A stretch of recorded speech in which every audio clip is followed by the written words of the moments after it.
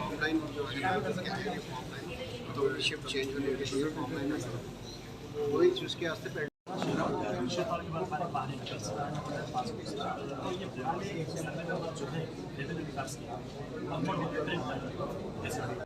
अगर कोई अल्लाह के माल में चाहे हमारा कितना भी प्यारा हो, हम उसे कितना भी पसंद करते हैं या नापसंद करते हैं, उसके साथ बर्ताव एक ही जैसा होना चाहिए, चाहे वो बड़ा आदमी हो या छोटा आदमी हो। इसमें हमें आंखों पे पट्टी बांधनी चाहिए और कोई भी इसमें 1 सेंटीमीटर की भी कोताही नहीं करनी चाहिए। मेरे ख्याल से जो मेरी जाती राय है, अगर जितना बड़ा आदमी इस वक्त की प्रॉपर्टीज में, अल्लाह की प्रॉपर्टी में अमानत में खयानत कर रहा है या करने की कोशिश कर रहा है, उसके खिलाफ हमें सबसे ज्यादा स्ट्रॉन्ग एक्शन लेना चाहिए।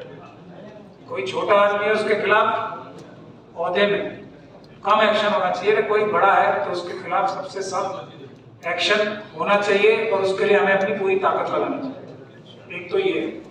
दूसरी बात यह है कि ये वक्फ की प्रॉपर्टीज का जो आप बता रहे हो रजिस्टर्ड हो गई, अब कानूनी तौर पे रजिस्टर हो ही नहीं सकती, तो कोई भी इसमें ये मान के चलना कि कोई गलती कर रहा होगा, बेध्यानी से हो गई। आप एक नॉर्मल प्रॉपर्टी में दिल्ली और नॉर्थ इंडिया का तो बता सकता हूँ, जाके जो जमीन आपकी प्रॉपर्टी है वो रजिस्टर नहीं करा सकता। जो जमीन आपकी है और आप किसी को बेच रहे हो, आराम से जाके इत्मीनान से आप रजिस्टर नहीं करा सकते। किसी और की प्रॉपर्टी रजिस्टर कराना तो इम्पॉसिबल है जब तक आप वहां पे कुछ रिश्वत नहीं दोगे, सेटिंग नहीं दोगे या और कोई काम नहीं करोगे। इतना सख्त रजिस्ट्रेशन का प्रोसेस है, मेरे ख्याल से तेलंगाना में तो उससे भी ज्यादा सख्त। नहीं सर, तेलंगाना में नहीं है। मैं मान नहीं सकता। नहीं, आप कोई सी प्रॉपर्टी रजिस्टर करा सकते हैं किसी जगह भी, किसी के लिए। सीधा जो है रास्ता बगैर रिश्वत दिए करा सकते हैं, रजिस्टर करा सकते हैं, बगैर रिश्वत दिए। रिश्वत दिए करा सकते हैं। ठीक है। मैं 4 जो मस्जिद है, ये मक्का मस्जिद अपने नाम करा सकता है? नहीं, वो नहीं करा सकते। क्यों? कोई हिस्टोरिकल प्लेस है। ये क्या बात हुई? वो आप जैसा नहीं करा सकते ना? दिल्ली से करा सकते हैं। हाँ, ये कभी भी नहीं हो सकती। ये लोगों को अंदाजा है, उसका एक लंबा प्रोसीजर है। वो प्रोसीजर इसलिए नजरअंदाज किया जाता है क्योंकि रिश्वत नहीं है। और खास तौर पे जब डायरेक्शन है हर एक डीएम को, हर एक रजिस्टर करने वाली अथॉरिटी को कि वक्फ की प्रॉपर्टी नहीं होगी रजिस्टर, तो वो चेकलिस्ट होती है हर एक जगह रजिस्ट्री करने की।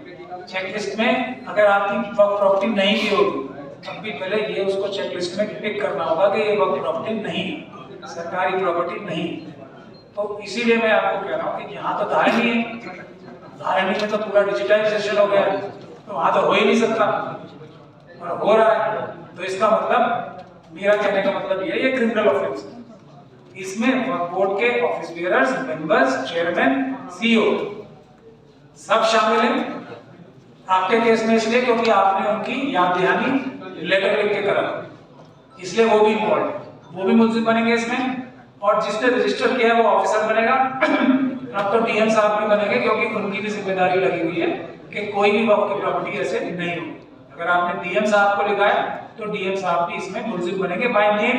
इनकी आप कंप्लेंट लिखें और इसकी एफआईआर थाने में देके आए कंप्लेंट। अगर वो नहीं करेंगे तो ये इतना बड़ा मसला है, मैं खुद जाती तौर पे जाके मैंने ये कहा भी है करीमनगर में, हम ऐसे इसको फिक्स कर लेंगे कि उस दिन मैं करीमगंज में हूँ तो मैं ही बहस कर दूंगा इसकी जज साहब के साथ। तो ये इसका ऐसे फिक्स करके इसको आप जल्दी से जल्दी कर लीजिए, और अगर ये 15 दिन में काम हो जाता है तो फिर उस हिसाब से हम करके इसकी बहस करके इसकी जब तक हम 2-4 एफआईआर चेयरमैन, सीईओ, मेंबर्स के खिलाफ नहीं कराएंगे। आप लोग यहाँ थे नहीं, हमने प्रोटेस्ट का तो ऐलान कर ही दिया। इसके बाद हम इनके मेंबर्स के घरों पे भी प्रोटेस्ट करेंगे और चीफ मिनिस्टर साहब के घर पे भी प्रोटेस्ट करेंगे।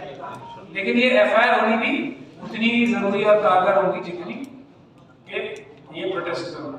सब एक गुजारिश है। तो मेरा आपको ये सलाह थी कि इन सारे केसेस में जो अमानत में खयानत की बात है उसमें 409.20 की एफआईआर और फोर्जरी ऑफ डॉक्यूमेंट्स, ये सब डॉक्यूमेंट्स फोर्ज हो जो उन्होंने लिखे हैं ना, टिक किया हुआ गलत, सब फोर्जरी ऑफ डॉक्यूमेंट्स हैं।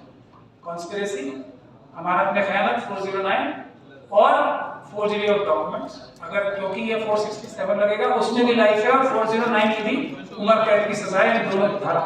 दोनों धाराएं इनके लगती हैं। जब तक हम ये कार्रवाई शुरू करेंगे इनको अकल आने वाली नहीं। सब मेरा कहना ये है कि डिपार्टमेंट एक कलेक्ट्रेट से लेके एमआरओ तक ये लोग मिलके रिश्वत लेके करे सर, इनको भी पार्टी बनाना चाहिए, इनके ऊपर मैं तो डीएम साहब का बात कर रहा हूँ, सबका बात कर रहा हूँ। वो पार्टी है ही, उसकी मर्जी के बगैर हो ही नहीं सकता। वो सब पार्टी है, मुलजिम है। वक्फ बोर्ड को नहीं मालूम करे, वक्फ बोर्ड की लापरवाही क्यों कर रहे हैं अलग बात है। ये तो पूरा अगर यहाँ नहीं होता बोले तो नहीं होता। करेक्ट, तो ये मुलजिम है ही, और डीएम साहब भी है, क्योंकि उनकी रिस्पॉन्सिबिलिटी है।